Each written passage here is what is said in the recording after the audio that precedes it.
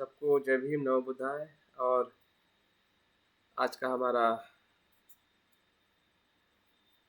17वां दिवस है, जो आज हम इस विषय के अंतर्गत आज रविवार को हम सुबह के सत्र में मिल रहे हैं और हमारे इस अभ्यास से विषय की गहराई और स्पष्टता बढ़ती जा रही है, ऐसा मैं उम्मीद करता हूँ। बाकी आप लोगों की तरफ से जो आप खुद के लिए प्रयास कर रहे हैं, ये आप भी अपने लिए आप बिल्कुल विश्वास के साथ में देखिए कि हम सही में इस विषय के मार्ग निर्देशन में हम कैसे आगे बढ़ते जा रहे हैं। आगे बढ़ने का मतलब यह है कि हम अपने ही जीवन को हम फिर से और गहराई से जानने का प्रयास कर रहे हैं, या दूसरे अर्थ में हम कह सकते हैं कि हमारा चित्त है, हमारा मन है, या हमारा जो सांसारिक और आध्यात्मिक जीवन है, इन दोनों पहलुओं को हम इस अभ्यास के माध्यम से हम समझने का और जानने का प्रयास कर रहे हैं। जिस प्रकार से सुभाष जी ने सवाल करते हुए हमारे लिए एक अच्छी अपॉर्चुनिटी दी है कि सांसारिक जीवन में आने वाले जो निवरण है और ध्यान के मार्ग में उसका क्या संबंध है, कैसे उसके साथ हम रहे जिए, या उसके उपाय पर हमने क्या कार्य करना चाहिए। सभी के लिए एक जब हम सांसारिक जीवन जीते हुए आध्यात्मिक या ध्यान के जीवन में जब हम प्रवेश करते हैं, तो हमारा जो सांसारिक चित्त है या सांसारिक जो हमारी जिम्मेदारियां हैं, और उस जिम्मेदारियों के पीछे जो हमारी अज्ञानता और आसक्ति है, वही कहीं न कहीं हमें ध्यान मार्ग पर जाने के लिए अवरोध के रूप में सामने आती है। लेकिन जब वो एक निवरण के समस्या के रूप में सामने आती है, तो दो प्रकार से उसको देखा जा सकता है। एक ऐसा हमारा मन है कि उस समस्या से घबराने वाला है, भागने वाला है, चिंतित होने वाला है। तो क्या हम ऐसा हो रहे हैं क्या? अगर हो रहे हैं तो उसको जानना ज़रूरी है, क्योंकि डायरेक्ट हम किसी भी शत्रु पर अटैक या उसके अस्तित्व को हम तभी समाप्त कर सकते हैं कि हम उसके बारे में क्या जानते हैं, कितना जानते हैं। तो हमारी जो समस्याएं जो है, जो व्यवहारिक जीवन से हमारे जीवन में निर्माण हो चुकी है, या उस समस्या में हम जी रहे हैं, फिर पारिवारिक समस्या हो सकती है, शारीरिक समस्या हो सकती है, आर्थिक समस्या हो सकती है, और आज की और समस्या का और घेरा बढ़ते जाता है, क्योंकि हम सभी परिस्थिति के साथ में प्रत्यक्ष या अप्रत्यक्ष रूप से हम जुड़े हैं। इवन नैसर्गिक समस्या भी, भले वो हमने निर्माण नहीं किए, लेकिन उस समस्या में हम घिरे हुए हैं। जिसे हम पोल्यूशन कहते हैं, या जो कुछ भी निसर्ग के साथ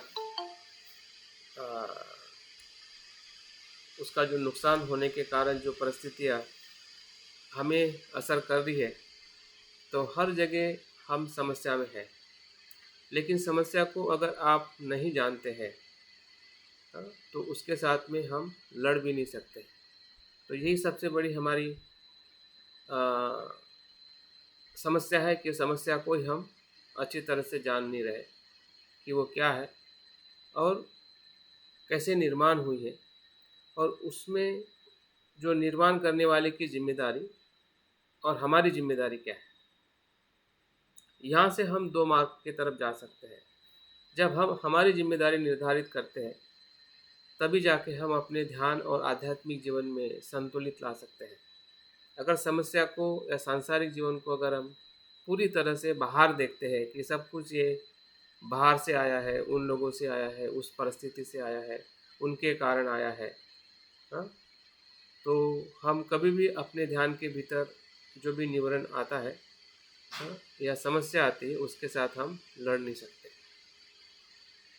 तो तभी जाके ध्यान के भीतर जो हमें ऊर्जा मिलती है, अंडरस्टैंडिंग या समझदारी मिलती है, तो उसी ऊर्जा से हम धीरे धीरे एक संतुलन स्थापित करने के लिए हमारा चित्त जो है वो समझदार होने लगता है, क्योंकि ये सब कुछ मन का ही खेल है, क्योंकि मन में ही सब समस्याएं निर्माण होती है और मन में आपका ही उसका समाधान है। थोड़ा धीरे बताओ ना, हिंदी कैच नहीं हो रही है हाँ आपकी सवेरे सवेरे। हाँ, तो मन ही सभी समस्या का जड़ है और मन ही सभी समस्याओं का समाधान है। मन ही संसार है और मन ही ध्यान का मार्ग और निर्वाण है। तो दोनों पक्ष में हम कितने समझदार हो रहे हैं और दोनों पक्ष में हम किस मार्गों को अनुसरण कर रहे हैं।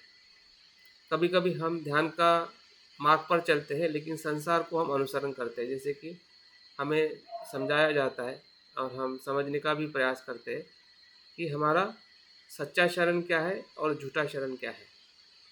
हम सच्चे शरण की तरफ जाना चाहते हैं लेकिन हमारा शरण झूठा होता है, ये हमें पता नहीं चलता है। यही इसका कारण है और यही इसका उपाय है। जब जब हम झूठे शरण को पहचानते हैं कि ये झूठा शरण है और उसी को मैं शरण जा रहा हूँ, तो समझ जाइए हमारा झूठा शरण की जगह पे सच्चा शरण आ जाएगा।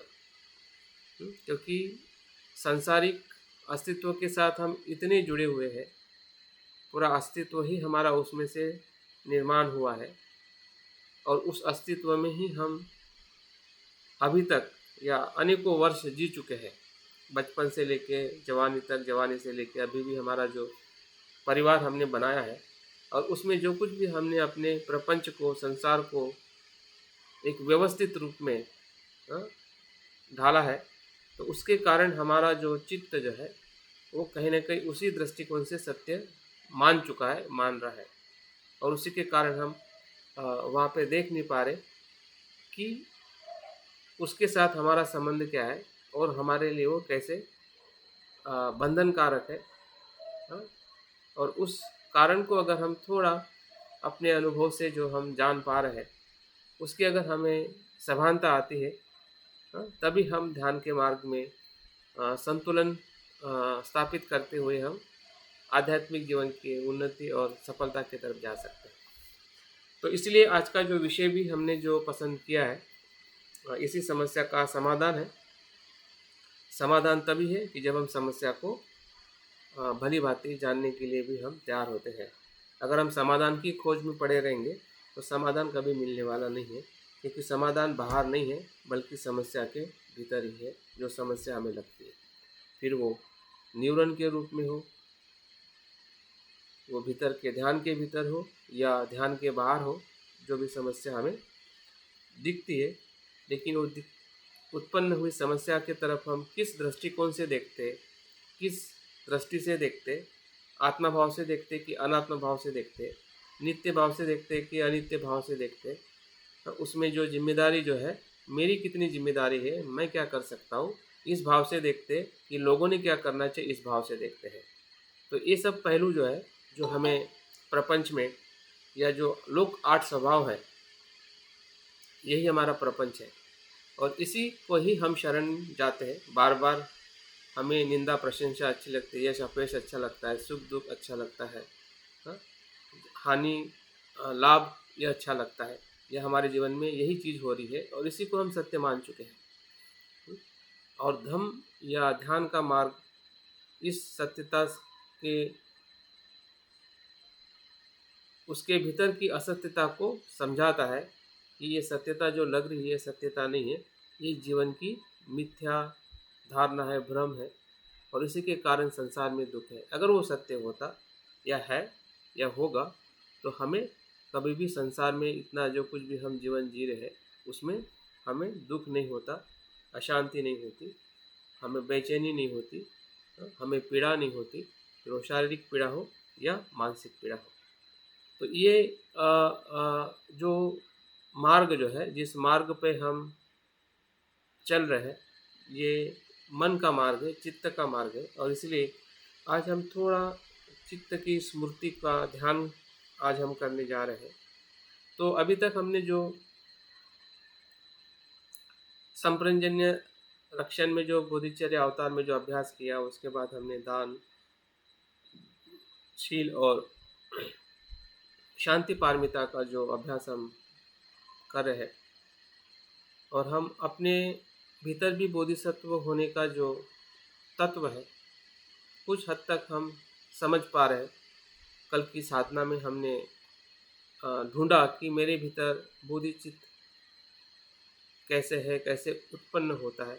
ऐसे कुछ घटना भी शायद हमें अपने स्मृति में आई होगी, जिसे हम उस बोधिचित्त को कुछ न कुछ हद तक हम समझ पाए, और उसी के आधार पर हमारा जो आध्यात्मिक जीवन है, भले हम पंचशील का पालन कर रहे, 10 शील का पालन कर रहे, या एक मित्र या धर्मचारी के रूप में या बौद्ध साधक के रूप में जो कुछ भी हम आध्यात्मिक जीवन जी रहे, तो कहीं ना कहीं यही इसी गुणों का हम विकास कर रहे हैं, जिसे हम पारमिता कहते हैं, क्योंकि पारमिता ही बुद्ध के धर्म के कारक है। बुद्ध के धर्म है जिसमें हम अच्छे गुणों का विकास करते हुए, अवस्था में प्रवेश करते हुए, अपने काया के कर्म में, वाणी के कर्म में और मन के कर्म में जो हमारा व्यवहार आता है, वही व्यवहार स्वयं के लिए और परिवार, समाज और देश और संसार को सुख संपन्न करने का मार्ग है। और बाबा साहब के एक शब्दों को शायद हमने नहीं भूलना चाहिए कि बाबा साहब कहते हैं, जब मार्क्स और बुद्ध के बीच में जब वो तुलनात्मक अध्ययन करके आखिरी में जो बात करते हैं कि मार्क्स का जो सिद्धांत है या उसका जो मार्ग है वो बदलाव का मार्ग है, शोषण को नष्ट करने का मार्ग है, और बुद्ध का भी मार्ग शोषण को, दुख को नष्ट करने का है।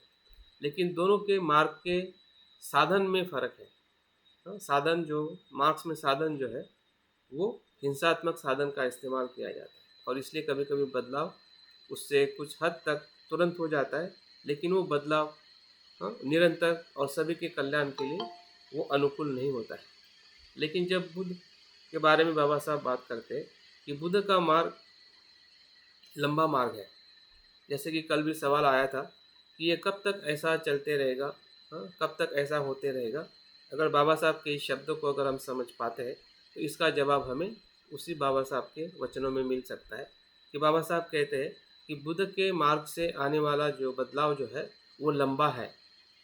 वो एक दिन का, 1 साल का, 10 साल का, बाबा साहब ने जो किया, आज हम जो करने का प्रयास कर रहे हैं उसमें पूरा बदलाव हो जाएगा, ऐसा मत सोचिए। लेकिन ये मार्ग बिल्कुल कल्याणकारी है, हितकारी है, स्वयं के लिए, समाज के लिए, देश के लिए और पूरे संसार के लिए। लेकिन ये लंबा मार्ग है, लेकिन इसमें जो परिणाम जो आएगा, आ रहा है, अभी आप खुद ही देखिए। अगर बाबा साहब ने इस मार्ग का अनुसरण नहीं किया होता तो आज हमारा वजूद ही नहीं होता। अगर बाबा साहब ने हिंसा का मार्ग अनुसरण किया होता तो हम देखते कि हिंसात्मक जितने भी संगठन हैं कितने समय के लिए चलते हैं, कभी ना कभी वो समाप्त हो जाते हैं और उसका वजूद सिर्फ इतिहास के पन्नों में पढ़ने में दिखाई देता है। आज बाबा साहब का वजूद आपके साथ, मेरे साथ और संसार के हजारों जीवन के साथ बदलाव में मदद कर रहा है, क्योंकि बाबा साहब ने ऐसे मार्ग को पसंद किया कि जो मार्ग लंबा है लेकिन श्योर है कि उसमें जो बदलाव होगा वो निश्चित ही कल्याणकारी बदलाव होगा। और ये बदलाव कहीं ना कहीं हमारे चित्त के साधना के साथ में जुड़ा हुआ है। चित्त की, मन की जो अवस्था है, बाबा साहब भी अपने बात में कहते हैं कि मनुष्य का जो मन जो है अनेक क्षमताओं से भरा हुआ, अनंत क्षमता है मन में, और उस मन का विकास असीम अवस्था तक करने की ज़रूरत है। असीम अवस्था, अनलिमिटेड। उस चित्त को हम किसी दायरे में बांधकर अगर आप मन को देख रहे हैं तो ये हमारी मूर्खता है, और बाबा साहब के आदर्श को हम मान तो रहे हैं लेकिन समझ नहीं पा रहे कि बाबा साहब मन के बारे में क्या कहना चाहते हैं। बाबा साहब का जो भी आंदोलन भले सामाजिक, राजकीय या धार्मिक दिखाई देता है, लेकिन उनके चित्त की जो जागृति है या चित्त का जो उन्होंने अपने गुणों के माध्यम से इतनी विपरीत परिस्थिति में भी उन्होंने जो सहनशीलता है उनका जो शिलाचरण है, उनकी एकाग्रता है, उनकी स्मृति है, हाँ, उनकी लोगों के प्रति करुणा है, मैत्री है, तो ये गुण कौन से पक्ष के हैं? क्या पॉलिटिकली लगते हैं या शिक्षा से सब ये चीज़ें आती हैं? हमने भी शिक्षा ली, तो सब गुण हम में क्यों नहीं आ रहे हैं? आज संसार पूरे शिक्षा से भरा हुआ है, समाज शिक्षा से भरा हुआ है, लेकिन उस शिक्षा में वो गुण क्यों नहीं आ रहे? अगर शिक्षा से वो गुण आना संभव है तो वो मन की अनुभूति से ही आना संभव है। और उस चित्त को समझना ही बुद्ध की शिक्षा और बाबा साहब के पूरे आंदोलन को, या हम जिस परिवार में, जिस समाज में और जिस विपरीत परिस्थिति में हम जी रहे हैं, फिर वो देश की परिस्थिति हो या संसार की परिस्थिति हो, तो ऐसे ही परिस्थिति का स्वरूप रहने वाला है।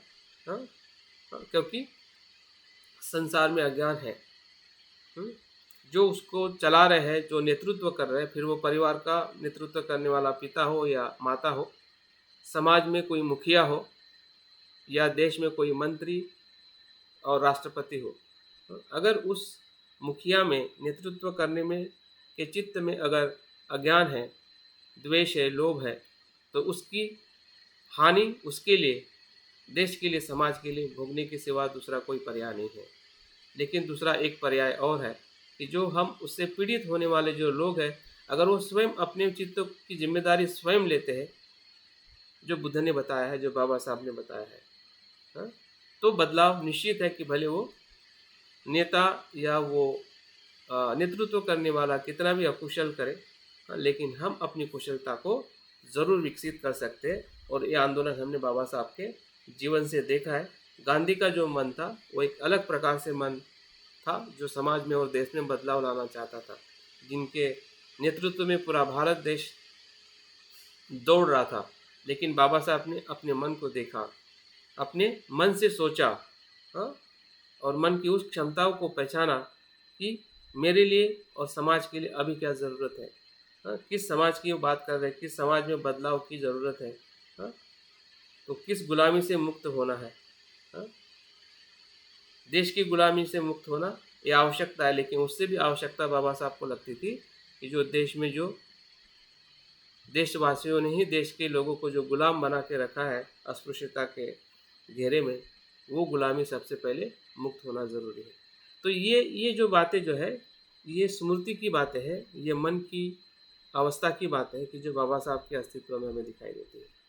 तो हमारा भी अस्तित्व कहीं न कहीं ऐसे ही पीड़ाओं से भरा हुआ है, और उसको जानने का मार्ग और उसकी अनुभूति जो है, साक्षात्कार जो है, वो हमारा चित्त की सजगता, चित्त की सजगता ही हमें दे सकती है। जो शांतिदेव आचार्य ने भी अलग अलग पहलुओं से हमें चित्त की किस प्रकार से चित्त अकुशल और किस प्रकार से चित्त कुशल बनता है, और उसी के कारण हमारे सभी अकुशल या कुशल और जो भी समस्या है चित्त से ही निर्माण होती है। और उसी चित्त को थोड़ा हम आज के इस साधना के माध्यम से उसको जानने का और समझने का प्रयास करेंगे। अगर हम चित्त की बात करते हैं, इसके ऊपर बहुत कुछ हमने अभ्यास किया है। नो योर माइंड में जब हमने उसका अध्ययन किया था, और अक्सर हमारा पूरा आध्यात्मिक जीवन की हर कृतियाँ हमारे मन से, हमारे चित्त के आधार पर ही होती है, और इसलिए उसको समझना बहुत ही ज़रूरी है। ऐसा कह सकते हैं कि आध्यात्मिक जीवन मतलब मन को समझना ही है, और मन का बदलाव ही आध्यात्मिक जीवन है, जो हम निरंतर करते आ रहे हैं। तो चित्त क्या है? अगर इस एक परिभाषा के माध्यम से अगर जानना चाहते हैं, तो चित्त वह है जब तक सत्ता है, सत्ता मतलब अस्तित्व है। चित्त का तब तक अस्तित्व है जब तक इंद्रिय और विषय में क्रिया प्रतिक्रिया होती रहती है। चित्त का अस्तित्व तब तक है जब तक इंद्रिय और विषयों, उसके विषयों में, जिसे हम स्पर्श कहते हैं, और स्पर्श से जो कुछ वेदना, फिर वो सकारात्मक हो नकारात्मक हो, वो सभी घात प्रतिघात होते रहता है, यही चित्त है। इस परिभाषा से हम देख सकते कि चित्त कैसे उत्पन्न होता है। एक जगह पर कभी कभी हमें लगता है कि चित्त है, मन है, लेकिन बुद्ध कहते हैं मन नहीं है और चित्त नहीं है। इसका मतलब यह है कि चित्त प्रवाहित है का मतलब होता है कि उस अस्तित्व को हम मान लेते कि वो वैसा ही है, और इसलिए चित्त को समझने के लिए हमने शब्द के आधार पर चित्त को नहीं देखना चाहिए, वस्तु के आधार पर चित्त को नहीं समझना चाहिए, हाँ, और आत्मा के आधार पर भी चित्त को नहीं समझना चाहिए। हम अक्सर चित्त को शब्द के माध्यम से समझते कि ये चित्त है, अंदर चित्त है, बाहर चित्त है, या किसी वस्तु के आकार में उसको समझना चाहते हैं, जो आंखों से एक आकार दिखाई देता है या इंद्रियों के माध्यम से जिससे वस्तु का बोध होता है, उसी के अनुसार हम चित्त को मानना चाहते हैं। लेकिन चित्त ऐसी कोई वस्तु नहीं है। चित्त जो है ऊर्जा है। चित्त क्या है? ऊर्जा है, जिस ऊर्जा का विशिष्ट रूप नहीं है। जिस प्रकार से पेन, पेंसिल या वस्तुओं का एक रूप होता है, एक आकार होता है, और उस आकार में ही उस अस्तित्व को, उस वस्तु को हम देखते। लेकिन मन का ऐसा कोई निश्चित आकार नहीं है, लेकिन वो है मतलब प्रक्रिया में है, प्रक्रिया के अनुरूप है। वो किसी जगह पर नहीं होता है, या किसी उसी को हम मन कहते हैं, लेकिन उसी क्षण में वो दूसरे स्तर में चला जाता है जब मन को हम मन कहते हैं। जैसे कि अभी हम बोल रहे हैं और सुन रहे हैं, तो मन वहाँ पे कार्य कर रहा है, मन उत्पन्न हो रहा है और दूसरी अवस्था को भी उत्पन्न कर रहा है। मन को हम वहीं पे पकड़ नहीं सकते जहाँ पे मन उत्पन्न होता है, क्योंकि वो प्रक्रिया से जुड़ा हुआ है। और इस प्रकार से अगर हम मन को समझना चाहते हैं, तभी मन समझ में आ सकता है। अगर आपने उसको नित्य भाव में ढूंढने का प्रयास किया और शब्द में ढूंढने का प्रयास किया, तो मन हमें कभी भी समझने वाला नहीं है। मन है नहीं, हो रहा है। और कैसे हो रहा है? वो विषय और इंद्रिय के स्पर्श से उत्पन्न होने वाला विज्ञान ही मन है।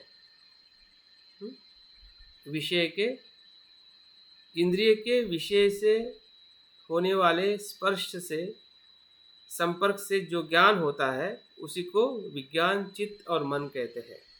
क्षण प्रति क्षण चलने वाली ये प्रक्रिया है, निरंतर चलने वाली प्रक्रिया है। और ये 5 इंद्रियों से भौतिक रूप में होता है, और मानसिक रूप में हमारा मन जो है वो स्वयं में भी विचारों को, संस्कारों को, जो पूर्व संस्कार है या नए 5 इंद्रियों से जो संस्कार या जो ज्ञान का बोध होता है, उसकी भी छाप मन पर होती है। मन जो मनोविज्ञान है, और जो 5 इंद्रियों का। सर एक मिनट करो।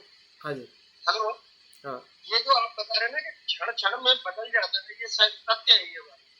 लेकिन इस जो मतलब मैंने मन में विचार किया या कर्म किया मन से, उस कर्म के लिए आगे मैं उत्तरदायी, आगे का जो चित्त है या अवस्था है, वो कैसे जिम्मेदार हो गया?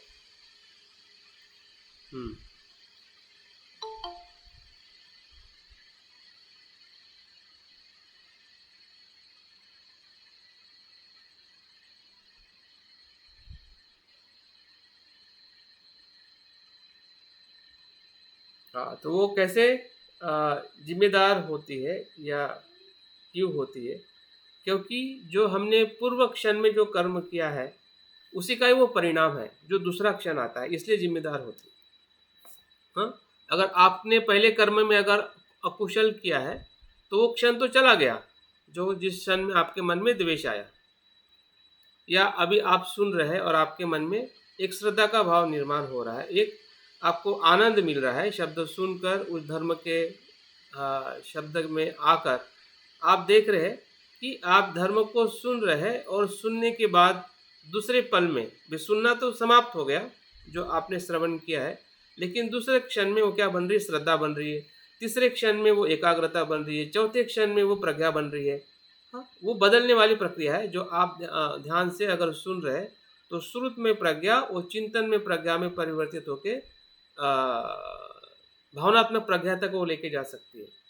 हाँ, अगर कोई अपमान कर रहा है और आप जैसे सुनने के बाद में आपको पीड़ा होती है, तो वही पीड़ा वो पहले क्षण की पीड़ा है जो पीड़ा हुई, ठीक है, और दूसरे क्षण में प्रतिक्रिया में बदल जाती है, तीसरे क्षण में वही प्रतिक्रिया द्वेष में बदल जाती है। वही द्वेष जो है, अभी तो आपने पहले क्षण में तो सिर्फ आपको स्पर्श हुआ, अभी स्पर्श होने का चित्त अलग है, वो होके दूसरे क्षण के चित्त को निर्माण किया। हाँ, जिसके कारण आप भीतर से उद्वेग निर्माण हुआ, जो आपके भीतर हमारे भीतर जो द्वेष था उसको वो मोटिवेट किया, तो उस प्रकार का गहरा मन बन गया। पहले क्षण में उतना गहरा मन नहीं था। हाँ, लेकिन आपने बार बार सोचा, बार बार उस व्यक्ति के प्रति या उस परिस्थिति के प्रति आपके मन में द्वेष निर्माण हुआ और आपने फिर से उसी द्वेष के कारण काया और वाचा से आपने कुछ कर्म किया। तो आप ऐसा नहीं कह सकते तो पहले क्षण में जो अलग था, हाँ, दूसरे क्षण में अलग था, तो मेरा वो परिणाम नहीं है या मैं उसके लिए जिम्मेदार नहीं हूँ। वो जिम्मेदार इसलिए है क्योंकि वो उसी क्षण के परिणाम के साथ आया हुआ वो कुशल या सुख और दुख या जो भी हम कर्म कर रहे हैं, तो उससे अकुशल बात बता दी आपने कि प्रतिक्रिया की तरफ जाएगा।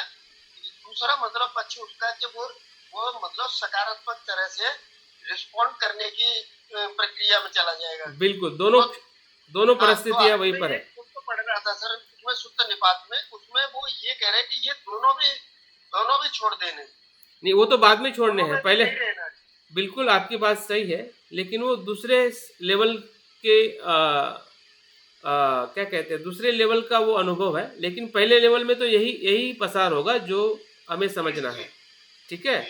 अगर पहले लेवल में दूसरा लेवल देखोगे तो कंफ्यूज हो जाओगे कि ये कैसे संभव है। हाँ हाँ, इसलिए हमें ध्यान के माध्यम से उसको हम देखने का प्रयास करने वाले हैं, लेकिन उसके पहले हम थोड़ा चित्त का स्वभाव क्या है और चित्त कैसे निर्माण होता है, इसको अगर हम जानते हैं तो हमें भीतर में जो उसके जो अलग अलग स्तर है उसके माध्यम से उसको हम जान सकते हैं। कभी कभी तीनों शब्द जो है हमें एक जैसे ही सुनने को पढ़ने को मिलते हैं, जिसे हम चित्त, मन और विज्ञान कहते हैं, लेकिन थोड़ा उस शब्दों में भाव अलग अलग होता है, लेकिन वो पहलू चित्त, मन और विज्ञान ऊर्जा ही है। ऐसा नहीं कि मन का कुछ अलग रूप होता है, चित्त का अलग होता है, विज्ञान का अलग होता है। हाँ, जिससे कि हम मकान को घर कहते हैं, फ्लैट कहते हैं, बंगला कहते हैं। हाँ, लेकिन वो रहने की ही वास्तु है। हाँ, रहने के लिए उसका उपयोग किया जाता है। हाँ, लेकिन उसके आकार मान में या उसके थोड़ी जो भिन्नता होती है, इसलिए वो उसको शब्द को हम अलग अलग नाम से जानते हैं। वैसे ही मन जो है, मन क्या है, चित्त क्या है और विज्ञान क्या है, उस गुणों के आधार पर उसको अलग अलग नाम दिए जाते हैं या उसको पहचाना जाता है। तो मन किसे कहते हैं? मन वो अवस्था है या मन वो है कि किसी वस्तु का निश्चय करना, संकल्प करना, इच्छा करना, ये मन है, जिसको इच्छा शक्ति कहते हैं। ये मन है। किसी विषय के संपर्क में आने से एक इच्छा निर्माण होती है, उसके प्रति हम आकर्षित हो जाते हैं, निश्चय करते हैं कि मुझे चाहिए, ये नहीं चाहिए। ये मन है। इस प्रकार से मन को हम क्षण प्रति क्षण प्रवाह में देख सकते हैं। आप ऐसा नहीं कह सकते कि मन ब्रेन में है, हार्ट में है, या मन शरीर अंदर ही होता है, बाहर नहीं होता है। इसका मतलब हम मन को एक रूप में देख रहे हैं। मन अगर हम यहाँ पे देख रहे हैं और यहाँ पे नहीं देख रहे हैं, यहाँ पे हमें स्वीकार करना नहीं लगता है कि मन यहाँ पे नहीं, यहीं पे होता है, यहाँ पे नहीं होता है, बाहर नहीं होता है, इसका मतलब हम मन को सिर्फ शरीर में ही देख रहे हैं, मतलब मन ऊर्जा के रूप में हम नहीं देख रहे हैं। सीधी सी बात है। अगर ऐसा हमारा देखने का दृष्टिकोण है, इस दृष्टिकोण को हमें बदलना पड़ेगा, तभी मन समझ में आएगा। अन्यथा आपकी समझने की दृष्टि अगर आपने बांध दी कि नहीं मैं ऐसा ही देखूँ और ऐसा ही मन होता है और ऐसा ही होना चाहिए, ऐसा आपने अपनी तरफ से अगर कुछ एक्सपेक्टेशन रखे, अपेक्षा रखी और उसी दृष्टिकोण से आप देखना चाहोगे, तो वो मन बिल्कुल समझ में नहीं आएगा। जो जिस मन की बात बुद्ध करते हैं या जिस मन के आधार पर हम सुखी होना चाहते हैं, हम कभी भी ना दुख को जान पाएंगे ना सुख को समझ पाएंगे, क्योंकि आपको मन को देखने का नज़रिया ही आपका गलत है। और ये गलती मुझे लगता है कि सभी से हो रही है। हाँ, क्योंकि हम हमेशा मन को अपने सामान्य व्यवहारिक वस्तुओं के रूप में ही हम देखना पसंद करते हैं। हाँ, क्योंकि उतना ही हमें बताया जाता है, हाँ, कि इंद्रियों से ऐसा ऐसा होता है और जो हम समझ रहे हैं यही मन है और मन अंदर ही होता है। हाँ, लेकिन ऐसा नहीं है। ऊर्जा मन की जो बाहर है वही अंदर है और जो अंदर है वही बाहर है। भले हमारा शरीर ये बना है, हाँ, हम कहते हैं कि ये शरीर मेरा है, लेकिन ये शरीर बनने का जो घटक है वो आपने नहीं बनाया है, वो पृथ्वी बाहर से ही ली है। इस बात को हमें नहीं भूलना है। इसका मतलब हमारा शरीर, भले शरीर के रूप में मैं कह सकता हूँ कि मेरा शरीर है, लेकिन उसकी जो देखने की जो दृष्टि जो है वो हमने तोड़नी पड़ेगी। हाँ, और जाननी पड़ेगी कि शरीर जो है इसी पृथ्वी के धातु से बनकर ये शरीर अस्तित्व में है। उस प्रकार से हमें अपने शरीर को देखना पड़ेगा, तब जाके हम शरीर के प्रति भी सही दृष्टिकोण से हम अपने आप को देख सकते हैं। तभी हमें सम्यक दृष्टि के तरफ जाने का जो मार्ग है हमारे लिए खुल सकता है। अन्यथा हम अपने दृष्टि से अगर देखेंगे तो शरीर तो समझ में आएगा, लेकिन सत्य हमें समझ में नहीं आएगा। हाँ, मन समझ में आएगा, लेकिन मन की सत्यता हमें समझ में नहीं आएगी, क्योंकि हम उस प्रकार से उसको नहीं देख रहे हैं। और इसलिए मन जो है एक प्रकार से जो इच्छा शक्ति है, जो इच्छा निर्माण होती है, निश्चय करते हैं वस्तु को, वस्तु के प्रति ग्रहण करने का, वस्तु के संपर्क में आकर जो हमारा एक निश्चय होता है, हाँ, वही निश्चय, हाँ, या वही चेतना के रूप में है, उसको हम देख सकते हैं, हाँ, जो हमारा मन है। चित्त क्या है? चित्त यह है कि किसी वस्तु का, यहाँ पे वस्तु का अर्थ है अस्तित्व। अस्तित्व का अर्थ है कि जो भी विषय है, हाँ, जिस विषय में हमें बोध होता है, हाँ, उसको वस्तु के रूप में शब्द इस्तेमाल किया जाता है। अभी वस्तु का मतलब यहाँ पे एक निश्चित वस्तु ना समझे, हाँ, कोई भी कुछ भी वस्तु हो सकती है, भौतिक रूप में या मानसिक रूप में विचार हो सकता है, आइडिया हो सकती है, भावना हो सकती है, सुख हो सकता है, दुख हो सकता है, सत्य हो सकता है, असत्य हो सकता है। हाँ, इसमें वस्तु मतलब कोई थिंग या जिस प्रकार से हम भौतिक चीज़ों को ही वस्तु कहते हैं शब्दों में, तो उस अर्थ से ये वस्तु शब्द नहीं है। वस्तु मतलब एवरीथिंग। Everything means everything.